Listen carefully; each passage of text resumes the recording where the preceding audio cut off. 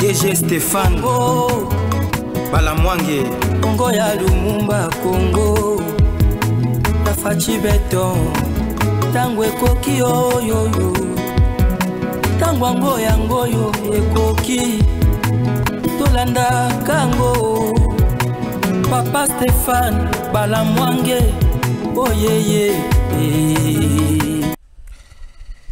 Peuple congolais, téléma, Tosimbana, Totombola, Bendela, Congo. Bangala Tosimbana, Nyonso. Baswahili Tosimbana, Nyonso. Bakongo to telema, Nyonso. Baluba to telema, Baso. Tosimbana, Totombola, Bendela, Congo. Peuple congolais, je vous salue ce matin, je vous dis bonjour.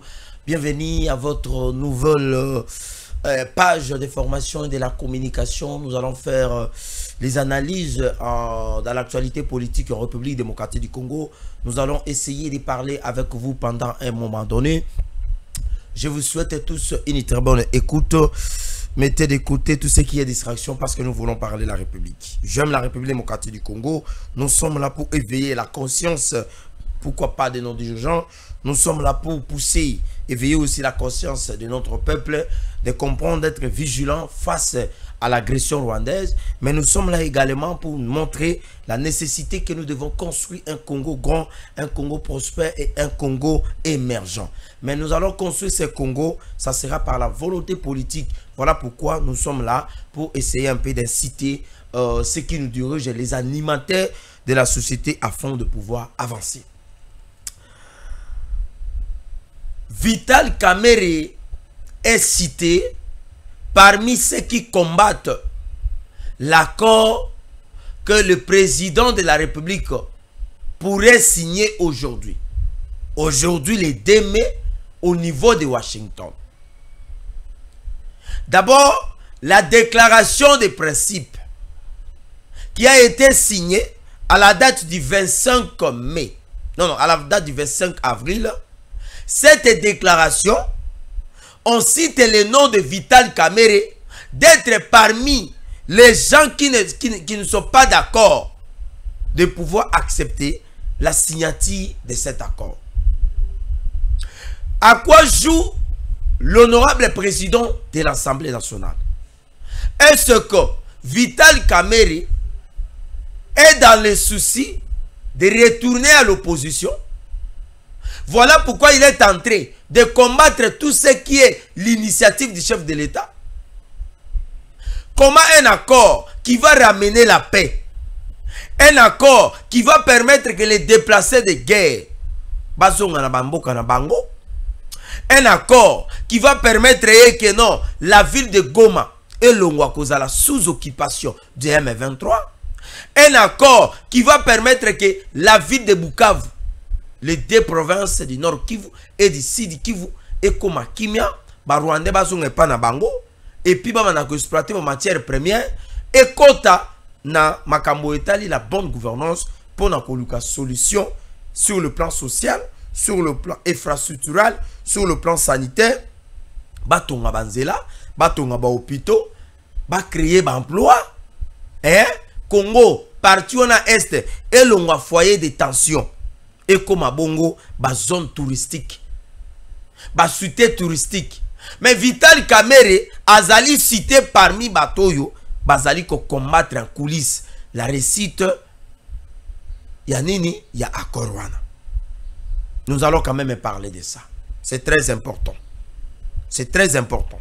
Il faut que le peuple congolais sache pourquoi les jeux au ezali kolekana na niveau ya politique. C'est le même Vital Kamerhe. Le même Vital Kamerhe. Au azali côté les mila. Que nos Assemblée nationale. Ba longola ba immunité. Au ezali ya mata tamponyo. Pour permettre ba zouzi. Au bazali à cour de cassation. Non, non. Ya cour constitutionnelle. Ba lukandenge nini. Ba koki ko sambi saye. C'est le même Vital Kamerhe. Au alobaka eke. Le président ne veut pas vendre les pays. Mais le président veut dialoguer. Le président veut négocier. Le loyo, le président de la République, alobi ki esengeli tolonga bitumba aussi le plan diplomatique. Donc tozongi si lisusu na case de départ oyo ezalaki suwe ya Vital Kamerhe bakei ko signer ba accord oyo ezali presse babengango protocole protocole de principe, n'est-ce pas? Protocole des accords de principe oyo ezali lokola fondement pour préparer terrain afin que les vrais accords ezala signés. Mais pourquoi Vital Kamerhe il joue quel jeu? Est-ce qu'il est en train de tuer le président de la République sur la tête? Est-ce que Vital Kamerhe serait toujours un allié de taille? Yamokunzi Yamboka. Vital Kamerhe Boko Akosimbake, il avait écrit un livre. Il avait dit que pourquoi il avait choisi Joseph Kabila Kabange. De l'autre côté, l'auditeur militaire a écrit, adressé une correspondance demandant au Sénat de pouvoir lever les immunités de notre sénateur à vie, l'unique sénateur à vie, Joseph Kabila Kabange, afin qu'il soit poursuivi pour crimes de guerre, crimes contre l'humanité, pour tuerie, puis pour violence faite à la femme et pour soutien aux rebelles du M23. Est-ce que Sam Alukonde va pouvoir accepter de céder ou alors de livrer son ancienne autorité morale du FCC ou alors son ancienne autorité morale, notamment des PPRD et alliés? Pourquoi alors le Parlement congolais est en train de travailler? C'est comme si nous étions alors dans un régime où le président règne mais il ne domine pas. Le président Vital Kamerhe de l'autre côté, Assemblée nationale, a l'unité pour livrer Matata Mponyo. Sam Alukonde peut toyoki que non, il va jouer le même jeu où ils allaient à Vital Kamerhe, n'enga zali ko protéger Matata Mponyo et Sam Alukonde yepe alobi ki a ko protéger nani, a ko protéger sénateur à vie Joseph Kabila Kabange. Mais à la suite, il y a Babiloko, Tata Mokonzi ya Ekolo. Est-ce qu'il faut toujours taper pour la trine pour na kolobaye que Sam Alukonde na Vital Kamerhe bazali toujours ba partenaire na ye? Est-ce que ba oyo ba telemelaka candidati ya Vital Kamerhe na tête ya Assemblée nationale na ba oyo ba telemelaka candidati ya Sam Alukonde na niveau ya Sénat, est-ce que bazalaki na raison ou bien bazalaki na tort? Est-ce que l'histoire retiendra que nous avons connu un ancien président de la République qui était accusé de crimes de guerre, de soutenir les mouvements du M23 afin de revenir au pouvoir par l'insurrection, en déstabilisant et en faisant tomber l'autorité établie, le pouvoir établi par la volonté populaire, mais également lorsque la cour militaire ou alors lorsque l'auditeur militaire a adressé une correspondance que le Sénat balongola immunité na ye, le président ya Sénat a boy awande sukoyo place tokoye basoki Sam Alukonde na Vital Kamerhe bazandenge moko. De l'autre côté, Sam Alukonde kombo na ye etangamaki na liste ya batoyo babandaki ko soutenir coup d'état. Je dis bien, Sam Alukonde kombo na ye etangamaki parmi batoyo bazalaki ko soutenir coup d'état. Batangi ba Francine Muyumba, batangi ba John Numbi, batangi ba Olenga Nkoi, batangi ba Joseph Kabila Kabange, batangi Basi ya Kagame, batangi Kagame, batangi bato baza ebele. Sam Alukonde pe kombo na ye ezali. Na onyon so Tata Mokonzi Ekolo apesi Sam Alukonde. Est-ce que bato balingi kaka ba sali ye ou bien ezali likambo ya solo? Bandeko balandi. Voilà ba sujet oyo toko solo la nabino yangoana. Mais avant tout, nous allons chiter, avant na kota na biscuit, na kota na moi, et le groupe sa biso mama ito mais la pour permettre biso to kota na zamba monene. Po e balé avant kota na balé, et sengi no bandana no biso benga na biliki, o banina na sobe, ti oyo kuti mama itinde okoti na balé. nde eloko na lingi tosala awa tokoshite na dossier oyo ezali ya implication directe oyo ezali ya Joseph Kabila Kabange oyo azali ko soutenir ba mouvement ya M23. Mais tokozonga na dossier oyo Corneille Nangaa na niveau ya Goma. Corneille Nangaa asali ba faux billet. Corneille Nangaa asali ba faux billet. Tango na lobaka wake Corneille Nangaa bazali ba race. Ya ba frapper, ya ba chekouler, ya ba gangster. Bomona ka biso lokwa bato mo ba bela maboma. Mitu na biso esaka malamu te. Non. Nous sommes les gens normaux. Nous avons toutes nos facultés. Nous avons toutes nos mentalités. Tous nos mentales sont posés, sont très calmes. Et makambo tolobareza makambo oyo eza ya veni ya mboka. Corneille Nangaa sali ba billet ya sika. D'abord, service ou le chemin ou alors le service oyo l'État yebi asala mbongo ezali banque centrale. Yena zana machine, yena zana ba papier, yena zana makambo nyonso pona ko produire ba nouveau billet. Mais awa toza komona na ba réseaux sociaux bazola kisabiso ba nouveau billet na niveau ya Goma, na niveau ya Bukavu eza en circulation. Pendant que la Banque centrale du Congo et la Banque commerciale du Congo bakangaka ba banque wana yonso avant ba rebelle bakota. Ba M23 ba meki ko buka ba banque wana pona kokota kozwa mbongo loko ba ibike mikolo na bango eza ya kotanga ndambo batia na circulation ndambo pe baluka ndenge bakoki kosala esimba kite. Nanga kei kosala babengaka Kadeko pona kosenga keno baluka peuple congolais ya Nord Kivu na ya Sud Kivu banda kotia mbongo na caisse générale d'épargne du Congo et permettre bango baye bandeni ba ko gérer ba des provinces wana. Quelque temps après à mon que banque comment on appelle ça Kadeko et Simbité nanga monnaie que pour na ko sauver population wana et puis pour na bango ba yiba pe ba mbongo ba kei ko sala ba nouveau billet ba ça va frapper. Ce sont des contrefacteurs. Nangaa c'est un contrefacteur. Il s'est permis de faire des faux billets et de mettre cela en circulation.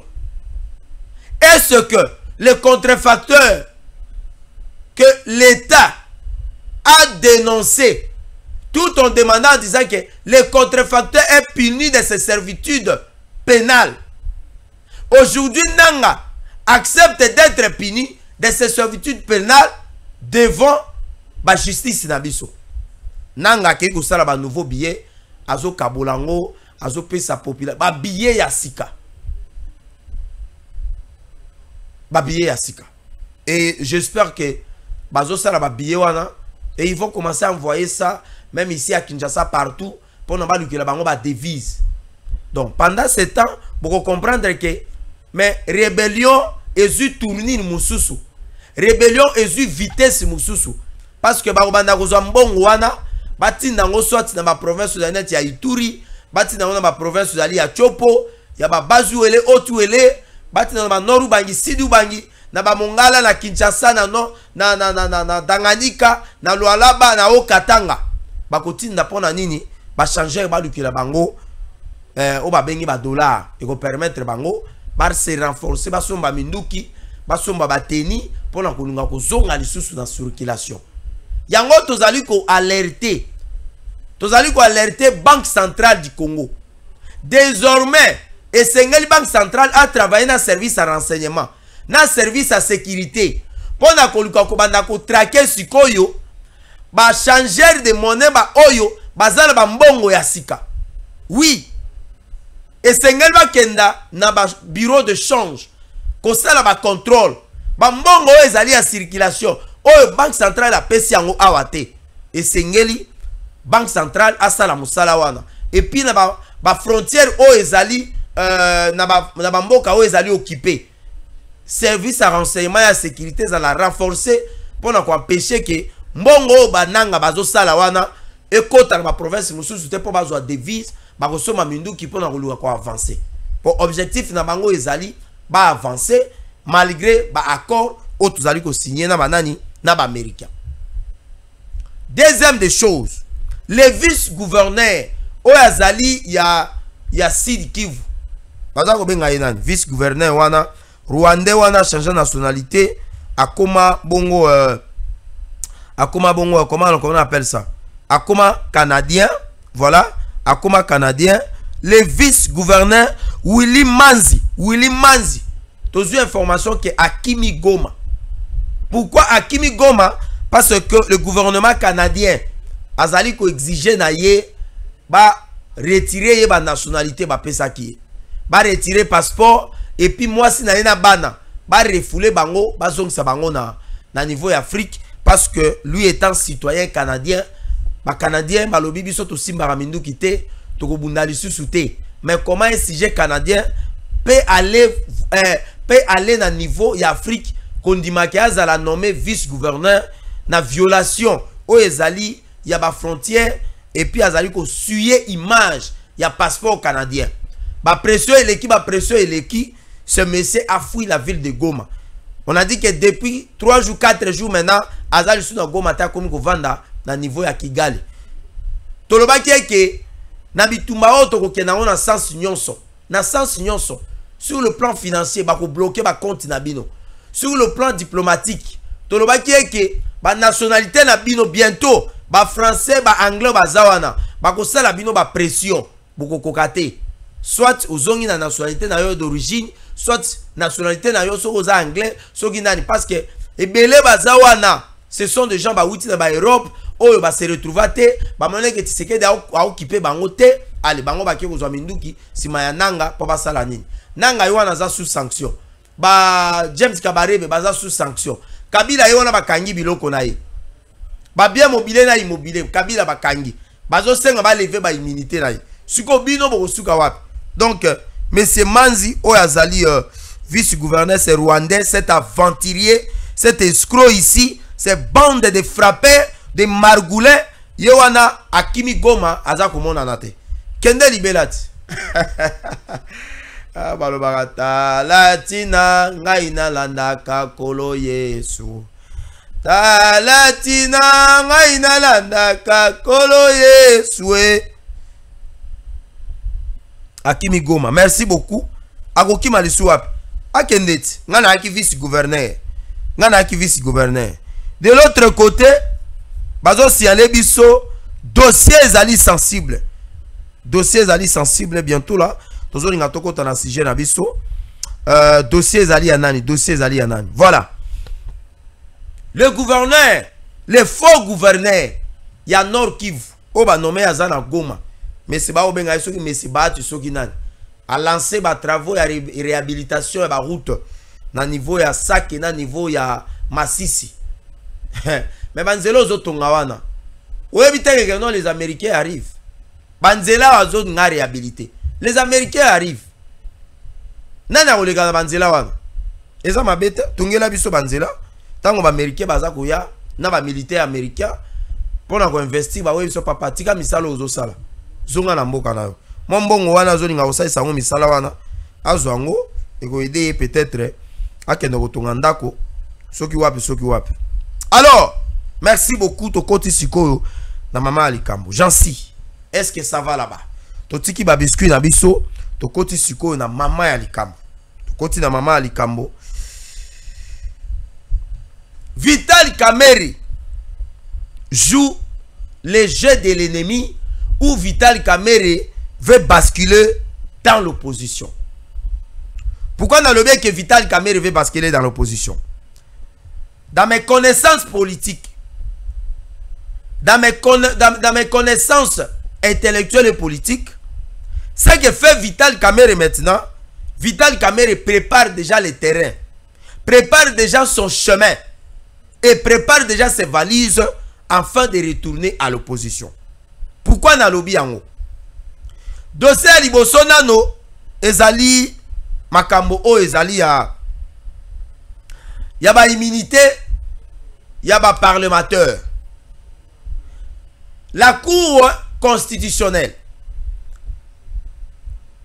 akomelaka o babengi Sénat tango dossier ya Bukangalonzo ebandi bakomeli Sénat balobeki balongola ba immunité na ye. Sénat à l'époque ezaki président Modeste Bateli Kwebo ye a permettre ki balongola ki ba immunité ya Matata Mponyo et babandai ko sambisa Matata Mponyo. Vital Kamerhe ye kutu azata juriste te. Vital Kamerhe a se permettre ya ko s'opposer na un grand juriste chevronné, le charismatique, le pasteur, le président Dieudonné Kamuleta. Vital Kamerhe a lobby que pour na ko sambisa un parlementaire et sengeli balongola nano ba immunité na ye. Alors tokotanga article oyo Vital Kamerhe akomaki na mokanda na ye. Que dit alors cet article? Article 107 ya Constitution ya République démocratique du Congo. Article 107. Article 107. Voilà, nous sommes où? Non. Article 107. Article 107. Voilà. Article 107. Eza koloba makambo etali ba immunité, ba immunité o ezali ya eza koloba makambo etali ba immunité ya ba parlementaire, n'est-ce pas? Ba immunité ya ba parlementaire. Je m'excuse vraiment, na lingite tout ça la confusion. Bokitama motema muke bandeko balandi. Voilà. Que dit l'article 107 au Vital Kamerhe akomeli président ya Cour constitutionnelle, procureur près la Cour constitutionnelle. Aucun parlementaire ne peut être poursuivi, recherché, arrêté, détenu ou jugé en raison de ses opinions ou votes émis par lui dans l'exercice de ses fonctions. Aucun parlementaire ne peut en cours de session être poursuivi ou arrêté, sauf en cas de flagrant délit, avec l'autorisation de l'Assemblée nationale et du Sénat selon les cas.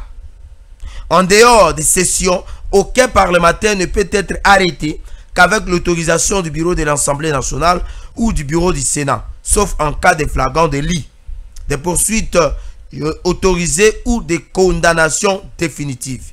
La détention ou la poursuite d'un parlementaire est suspendue si la chambre dont il est membre le requiert. La suspension ne peut être excédée la durée de la session en cours. Voilà. Makambo Vital Kamerhe akomeli procureur près la Cour constitutionnelle yango.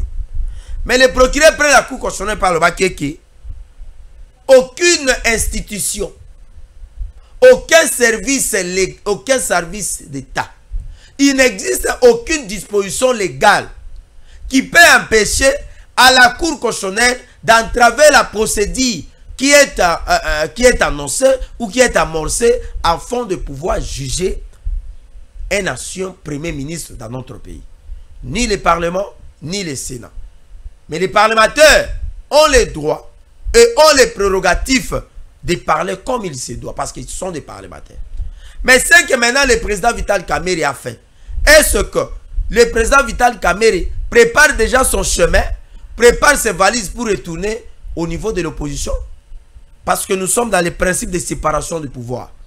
Lorsque le président de la République va constater que Vital Kamerhe a sala musala li sous-souté pour la permettre d'abord pouvoir naïe o ezali vision naïe à koloba makambo etali état de droit et ça la mamala mute que ba institution nyonso ezala na se ya ba juridiction na biso ezala na se ya ba institution ou alors ba cours et tribunaux et puis justice ezala ya solo indépendante. Est-ce que tata mokonzi ekolo akosepela biloko Vital Kamerhe aza kosala? Est-ce que ezalité une manière pour na Vital Kamerhe déjà ko venger na ndenge bakotaka ye prison pour na makambo etali procès à 100 jours na ndenge Vital Kamerhe baboyaki kopesa ye ou bien azwate primature selon accord ya cash ya Nairobi akendaka kozwane makambo babengi directeur de cabinet ya chef de l'État. Est-ce que Vital Kamerhe azali ko venger par rapport ya IDPS nenga à un moment donné batakakaye yango mona profiter na moment où quel est le jeu où Vital Kamerhe aza ko jouer? Ce qui azali ya solo président de l'Assemblée nationale et que alingie que mboka basambisa bato banso bazali koyiba mbongo ya l'État. Pourquoi Vital Kamerhe azali kokende ko empêcher que justice asa musana e malam? Est-ce que Vital Kamerhe asali yango pe lokola za député national pour comme que lobby ce qui peut peut-être alongwe président de l'Assemblée nationale et que baningi ba poursuivre ye pour le makambo etali les frais de fonctionnement il y a Assemblée nationale et que non mutu wana pe comme président de l'Assemblée nationale pour na koluka a protéger ye. Donc Vital Kamerhe azolinga ko prendre na président de la République que ngai place otie ngai ba miyibi nyonso ba o baza ba député nationaux ngai na ko livrer bango o te. Est-ce que je me fais comprendre? Na lobata ndenge papa na ngai Gilles Moulindwa alobaka.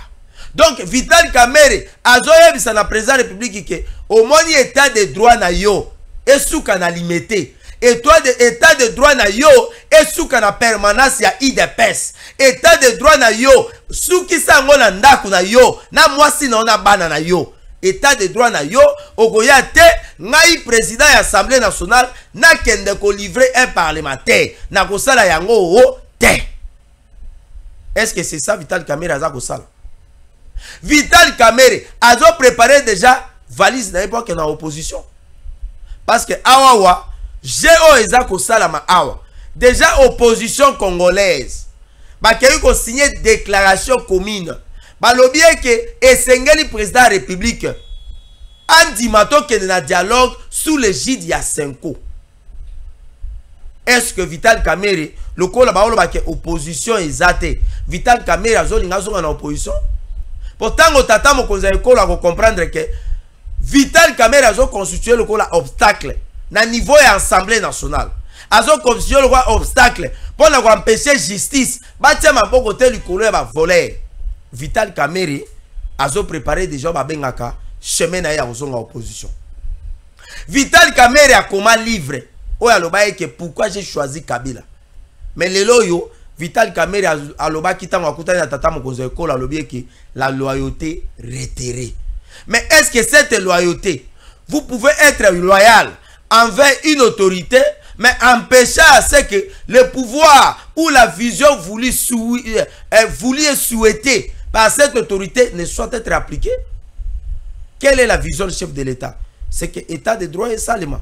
C'est que tous en a principe à séparation du pouvoir. Mais le col à bazola de la Kamerhe nani Mata Tamponyo. Vital Kamerhe a beau ko livrer Mata Tamponyo à permettre que justice à Samusanaï. À quoi joue le jeu de Vital Kamerhe? Deuxième des choses, biso tout bien que bitumba est si et sili. Bitumba est si et sili. On avait déjà proclamé la victoire. On avait déjà proclamé la victoire.